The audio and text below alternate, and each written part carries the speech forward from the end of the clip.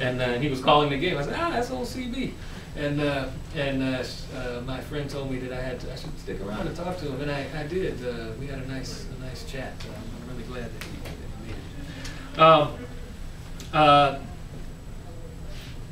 I was the only black umpire in the league, and just one of very few. CB and I think, were the only two at the time, at least in our group. It wasn't easy, but I still enjoyed it. I enjoyed the travel, the game itself, and the money was all right. But things got really messed up for me when the supervisors at Umpire Development, the organization that oversees minor league umpiring, started asking me questions about what I was reading. Seems one of my partners had mentioned that they saw my books and that names like Angela Davis, Malcolm X, and James Baldwin had been connected to me. I didn't know how to handle it at that time. They weren't asking me because they were interested in learning more about the Black Panther Party.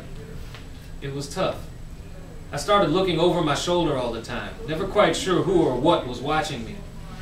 By this time in my life, I had intervened on a number of occasions when my partners or supervisors had made racist and insulting jokes or conducted themselves inappropriately with black and Latina women, things like that. And I was getting just enough of a reputation that things were getting tense. It became very clear to me that I was not going to get promoted up through the ranks of the minor leagues and have a shot at the majors and all that money.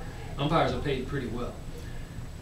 If I didn't carefully toe a line that was unconscious and unspoken, but was very clear and firm just the same. In other words, I had to watch my back. Why?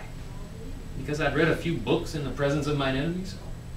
Because I'd said a few strong words on behalf of myself and my people? On the surface, yes, those things did elicit some of that recoil, that pushback. But those were just the ingredients of a larger, more complex system of control that every person of color in that environment of minor league baseball was subjected to.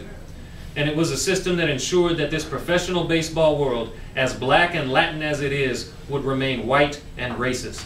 And that any little rumbling of dissent, of resistance, of dignified protest, and of connection to a struggle and a community in struggle would be stamped out at the source, long before anyone ever got to Yankee Stadium or Fenway Park.